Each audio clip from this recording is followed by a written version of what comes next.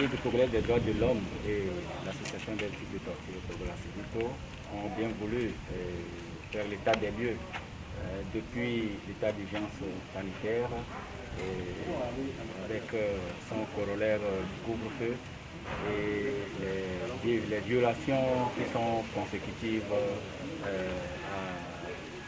à la lutte contre la pandémie.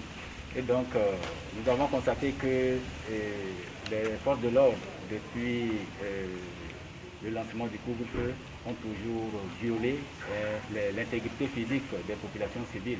Et nous avons enregistré plusieurs cas de plaintes relatives aux répressions sanglantes, des cas où mort s'en est suivi, malheureusement pour certaines victimes. Et donc, nous sommes aussi consternés de constater que après la plainte que la famille des victimes, de la victime d'Adapamé, après la plainte au tribunal de Lomé, les familles continuent par recevoir des pressions de la part de certaines personnes non identifiées. La dernière fois, nous avons été alertés que le témoin, le principal témoin, a reçu la visite de deux personnes qui se sont introduites à son domicile sans décliner leur identité pour l'auditionner par rapport à ce qu'elle a pu entendre la nuit du crime.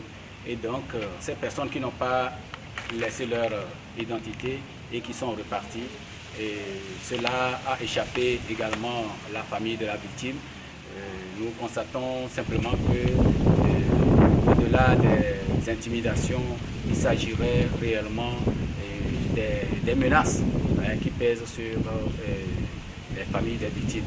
Et nous demandons aux autorités en charge de ce dossier, que ce soit sur l'angle judiciaire que sécuritaire, qu'ils entendent raison pour laisser la justice faire son travail.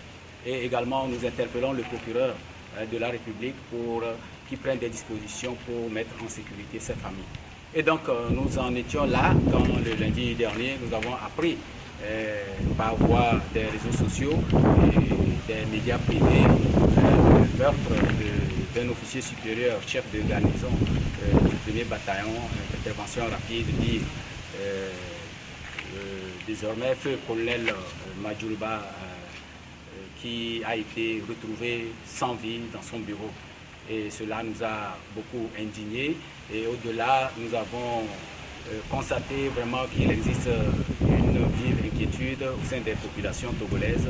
Et nous avons bien voulu interpeller les dirigeants afin que justice soit faite dans cette affaire.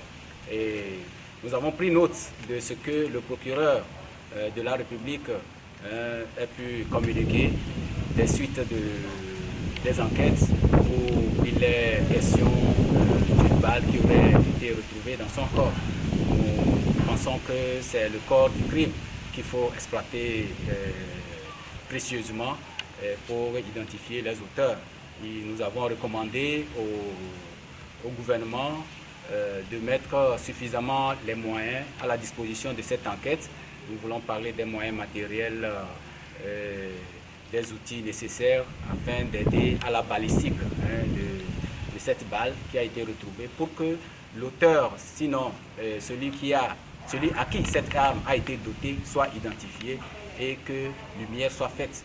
Et donc que les auteurs soient véritablement sanctionnés selon la rigueur de la loi.